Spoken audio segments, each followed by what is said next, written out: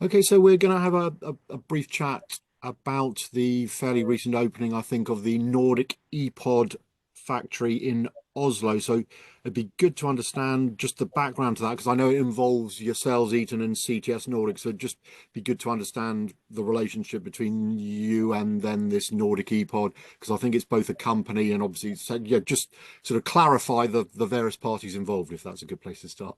Okay, sure. CTS Nordics is one of the largest design and build firms, um, most certainly in the Nordics and particularly expanding into Europe. And as a data center design and build firm, they're very progressive in their method of design and build using advanced processes to collapse lead times, etc. So we had noticed their operation for some time, and part of that operation was to opt for offsite prefabrication. And that led to the formation of Nordic EPOD. And we liked that approach so much that we thought this was a strategic capability also for Eaton. So Eaton elected to invest in Nordic EPOD. So Eaton's investment is in Nordic EPOD, so that we could take, in many ways, the advantages of offsite prefabrication and expand it and commercialize it to a much broader community across EMEA. So compelling is the approach. So Nordic EPOD, whilst it's there to serve the projects of CTS Nordics, it also has capacity to serve end user clients and other design and build contractors more broadly across EMEA. So it becomes a more standalone entity from both parents. So Nordic EPOD is a fully functioning independent company who is specializing in the offsite prefabrication of modules, or e-houses, as some people like to call them, specifically, and this is important, specifically and only for data center applications. So with that additional investment, we're able to scale up and commercialize and expand beyond just the Nordic projects. Okay, and in terms of the location, Oslo, is there any major significance, or is that just because that's where, whether it's CTS Nordics or what, is it just because that's where some part of yourselves or they are already based, so it just makes sense, or is there any bigger significance as to the location? I think there's a couple. That is where CTS Nordics has started its operations from, so it was logical. And let's bear in mind that they started this facility to feed their own projects, just for their own projects, which were orientated initially for the Nordic countries. So it was entirely logical to start there. But since then, the ambitions of all three entities have grown significantly. CTS Nordics has higher ambitions. Nordic EPOD itself has higher ambitions, and of course, Eaton wants to facilitate that. So this will not be the last facility for sure. It is built primarily for the Nordic and North Europe requirements, but with a capacity of 350 modules a year, it's a sizable capacity already. So yes, we can go multi-country straight away.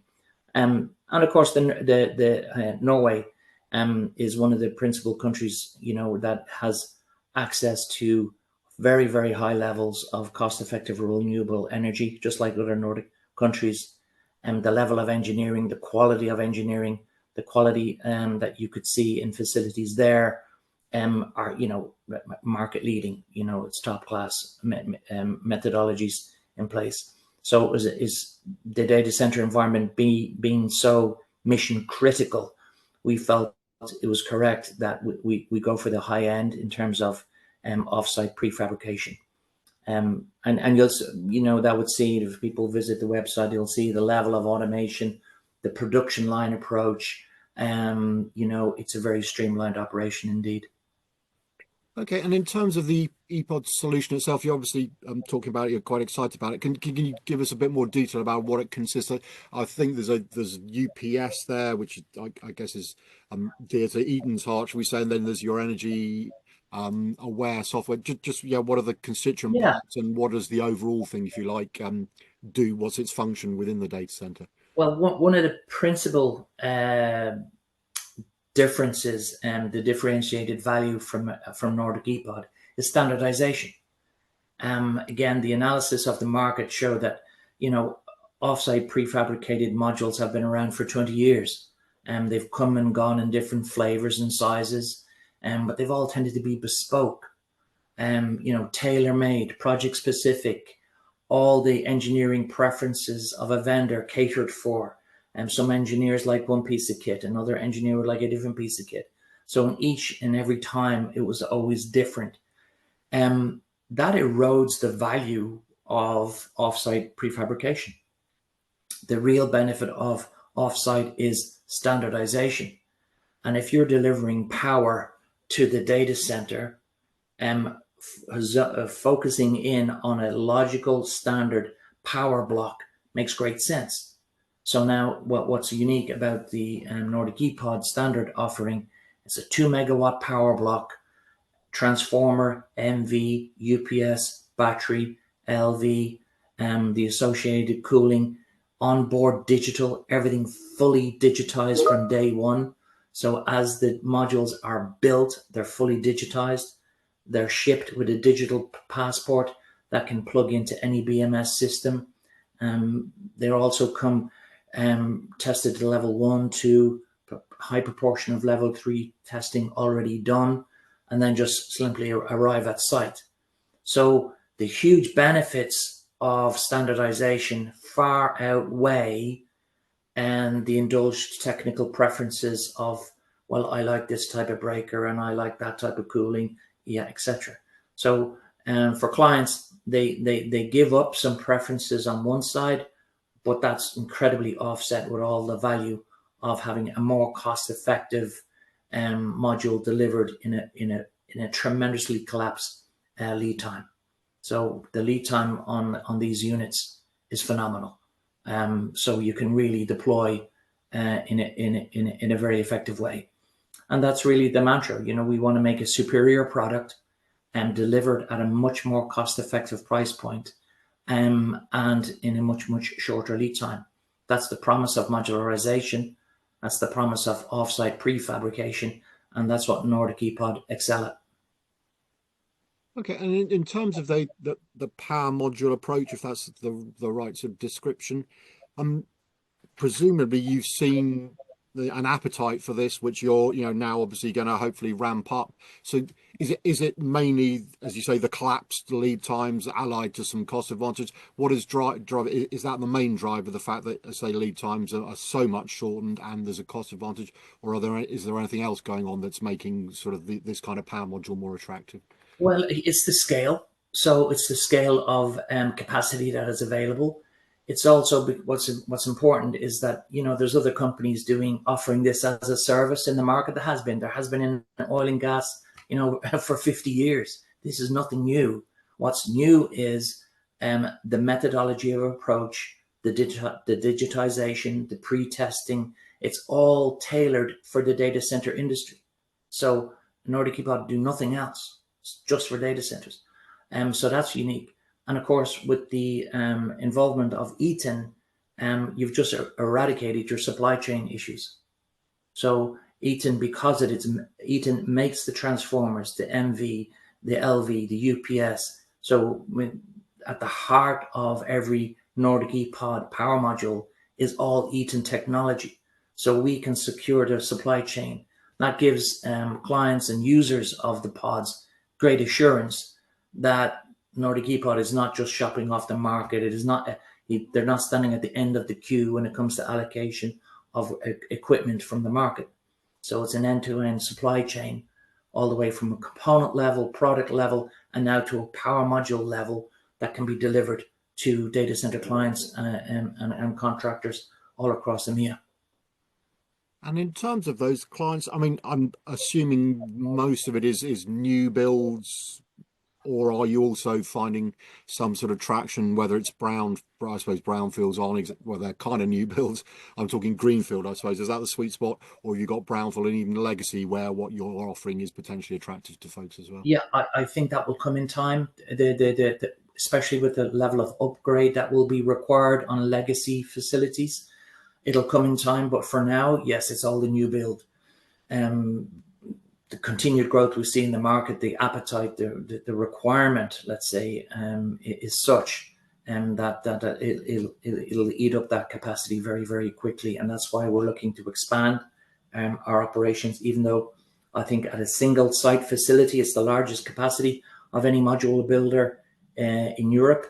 But we're because of demand and client requests, we're going to scale up even further, which is very exciting. And of course, it resolves that problem. You know, it resolves that problem of being able to build in a shorter time frame and to a higher quality level and more cost effectively. It does do the impossible almost in that area. But inside the modules themselves, there's some other key technologies that customers really are resonating with. There's two sustainable technologies I can talk about: the energy aware functionality, which comes with the Eaton UPS, means that the power modules and therefore the data center itself can become grid interactive. So we can use the same data center infrastructure not only to maintain and protect the data center and the IT load, but that capacity can be dimensioned to support services back onto the grid. So frequency containment, demand response, you're able to use that incredible facility to help decarbonize the grid, because as more and more renewables come on the grid becomes less stable. It's more prone to swings in frequency because of inertia. The vast energy stores of data centers can help with that. And that's what the energy aware system does. It allows for that grid interactivity. And then couple that with on-site storage, you can get into demand response. And so it's more than just a module. It is a gateway to help decarbonize the grid. And then, of course, the Eaton switchgear has been for decades already been SF6 free. So that's just how we do things in Eaton. It's been very, very environmentally friendly from day one. So as other companies are now scrambling to innovate and design out SF6 as a greenhouse gas, one of the most undesirable greenhouse gases, I have to say, that's been regulated out in the European Union. So the Nordic EPOD modules come with that Eaton technology, allowing for that grid interactive functionality, allowing for the sustainable and environmental impacts to be lessened with SF6 free equipment. Okay, and maybe just looking more generally and picking up on some of the things you said there. I mean, what do you see as Eaton's role? Because obviously the data center industry, the power problem is not going away, shall we say? And with AI, I won't say just around the corner. I expect it's already here for many people. And then you've referenced sustainability. So, what do you see as your role in terms of obviously helping the data center industry in terms of expanding its capacity, which is very important, but also the wider sort of responsibility, as you've alluded to there, with the grid and problems with those on many countries struggling, and then the sustainability sort of issue kicks in. Just thoughts as to how you view Eaton's role within that answer. Our role, Eaton's role, is to provide the technology that allows data center operators achieve their commercial goals. Now that has been reorientated towards AI, and the time to build and what they build, the design of what they build is changing. Eaton's particular role is to help with the ideation of what an AI orientated data center looks like. What does the electrical infrastructure, how does it change? How do you manage the power density in that environment as it increases? So our data center design team are working with data center operators and consultants at the very, very early stages of design. So that's partly of our role. In doing so, we're very up close and personal to what those requirements are, and we feed that back into our product roadmaps. So we're increasing the power level from our UPSs. We're launching a series of new UPSs called 9395X, going from 1 megawatt up to 1.2, up to 1.7, and eventually over 2 megawatt is foreseen on the roadmap. And also that's on the UPS side.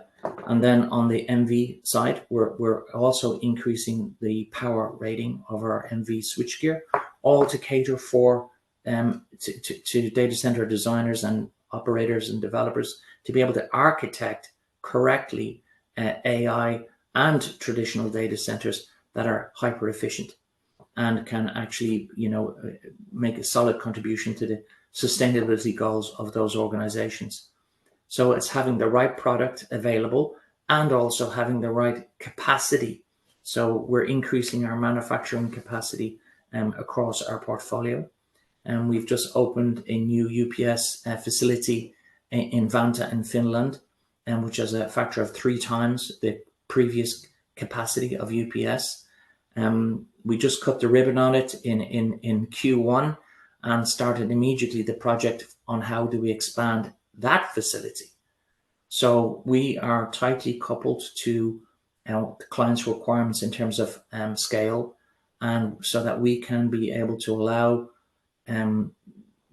clients lock in supply chain, and we do that very, very effectively, so that data center operators can have the assurance that when they go to execute on a plan, that materials will be available for them. And so we offer that to data center operators. And of course, that's very, very key for NordicEPOD itself. So it always has that level of guarantee of supply of the key critical material, and that they know that it's ready for the market, and given the changing trends we see. Okay, and in terms of the data center industry more generally, its sort of role and responsibility. I mean, I guess once upon a time it was very inward looking, and to your point earlier, the responsibility is to make sure data centers are running properly for the applications, the clients, etc. But do you think the industry is becoming aware and sufficiently aware of its sort of responsible citizen role, that it's not just a great user of power, but through some of the things that you're describing, it can actually become a sort of force for good, whether it's sort of through building microgrids and then helping those become used as part of national infrastructure, which we know in a lot of places is creaking. Just I suppose your thoughts as to the data center industry understanding its wider responsibility, other than keeping the digital world ticking over, if you like. Yeah, it's a great question, because we see almost a semi-reluctant marriage, right, between the data center industry and the power generation and distribution industry. They are clearly interdependent on one another. And yes, you could say the data center industry, hey, I'm the customer, I'm buying the capacity, you should be there to provide it. But the reality is, through policy and government and regulation, the power generation and distribution, the utilities essentially, are not necessarily geared to cater for the high volume and short-term changes of the data center industry. To build a national grid, you're planning 10, 20, 30, 40 years in advance. It's not a light undertaking. So, it's a very complex problem for them at grid scale to be able to accommodate the vast and new requirements of the data center industry. So whether it's through a forced or a willing alignment, that alignment has to happen between the generation side, the distribution side, and the data center on the consumption side. And you'll start to see some regulations coming in that will impact that, I think. UK and have taken steps to again reclassify data centers as national critical infrastructure. I think the new Irish government that will be coming in the coming months will also adopt a similar approach as data centers get snarled up in local permitting and permissions and power allocation. So it's a very complicated environment. Data centers are not the only client for electricity, and we have home heating and cooling systems that will be electrified. The electrification of transport has to be done. All these seem impossibly opposing issues. So it needs that level of closer alignment. And I think rather than maybe some hero projects that people might do with going it alone with on-site generation or going alone under other PPAs. You see in North America that nuclear has now come back on the scene, which will be right for some countries and right for some jurisdictions, but not others. And I think that's a telling remark that the overall industry is not meeting the requirement. Otherwise, people would not be searching for those type of solutions. So I think that you will start, if these two industries don't line up, and you'll see more of that. And I also kind of see that with the applications being now more AI generated, potentially more government involvement, because what country doesn't want to have an AI capability within its jurisdiction? I can't think of any reasonable country who says the whole world is going to shift to a whole new level of compute, but we don't want to participate in that. We don't want to have any of that capability. So from a national strategic perspective, I think you'll see governments and economic blocs like the EU taking a favorable stance to help people to get that alignment, so that there is mechanisms for enough renewable energy, because let's remember, data centers are the best type of customer for renewable. They're advocates for renewable. They're advocates for sustainability. They want to be at the top of the line with a checkbook for a green PPA, a checkbook for renewable energy. So I honestly believe that companies and countries should look at the data center community as a mechanism to stimulate the adoption of renewables. And as they do so, you're killing two birds with one stone. You're getting the renewable energy you need for the data center environment and all the benefits that brings the economy, which is a digital economy, and you're helping to bring forward overall renewable energy for all the other applications. So it's that joined up thinking and that alignment. That's really what Eaton in EMEA is advocating for, and we're trying to be a voice for that. Yeah, and in terms of making that happen, I mean, is it, you've obviously said there that governments need to be involved. I mean, is it their sole responsibility, or do you think the data center industry needs to step up a bit more? I mean, historically they're just nervous because, it's critical infrastructure, and if somebody's, lent somebody some power in crude terms, and then there's a problem in the data center, somebody's going to lose their job. I guess that's the sort of the fear there is there. But do they need it? And also when it comes to things like reserving power, fundamentally data centers reserve ridiculous amounts of power potentially compared to what they actually use, but they do it just in case. So how does that mindset get changed, if you like, over time? I think there could be a change in some of the SLAs, that govern the type of resilience that is needed. I think there could be minor changes, but there doesn't have to be fundamental change, because we have all the tech. You wouldn't even have to go outside the Eaton portfolio. And of course, we have very, very well established other companies in the field as well. But you wouldn't have to go outside the Eaton portfolio in order to design a fully resilient powertrain for a data center. Renewable or not, the adoption of renewable should not introduce any risk to the overall operation of the environment.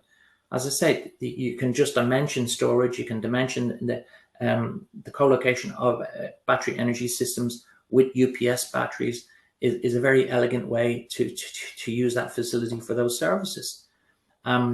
We also are exploring a degree of on-site generation, because as any grid operator will tell you, even if you get to 100% renewable or 150% of your capacity all at renewable, you will always need rotational mass to help with the inertia issue.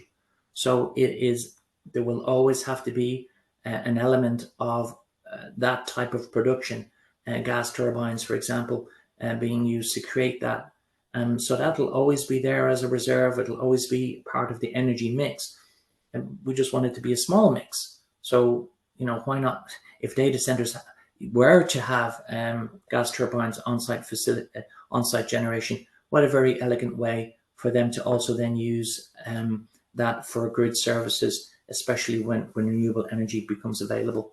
So, and I think one of the things we're trying to do, and it is a very, very complicated complicated cohort of people that need to line up all their thinking. So what Eaton want to do in its next data center event in May, which we will have in Oslo, by the way, we want to bring data center community with the regulators, with the utility companies into one forum, so that we can begin to help facilitate and broker those conversations, because we see the need for that alignment. Okay, so in finishing, bearing in mind what we've discussed, are you on the sort of glass half full side of this sort of debate, or half? In other words, are you optimistic that some of the things that you've said need to happen will happen in a timely fashion, or does anything sort of slightly worry you that the progress is not quite as positive as it could be, shall we say? Okay, it's a good analogy. Half full, half empty. The cup is overflowing for me. It's completely overflowing. I've never seen anything like we're seeing at the moment in this industry. It's a very, very exciting age. I'm of a vintage where I saw the telecoms bubble and the dot-com bubble burst as we went from the 90s into the 2000s. And the misplaced euphoria on things, but also some of the great tech that came out of that. So I haven't seen anything like that until now. With the advent of AI, yes, there's hype. There's always going to be hype. But beyond the hype, there's some core technologies that are coming to our industry that are going to revolutionize every single element of compute. And as you revolutionize compute, you're revolutionizing business, social, entertainment. We're going to have a fundamental shift to how we interact with the digital. We thought we were in the digital age. We're going to look back in 10 years and think how quaint it was in the 80s and 90s and 2000, the tech we actually had. It's going to be fundamentally different. So the glass is fully overflowing with optimism.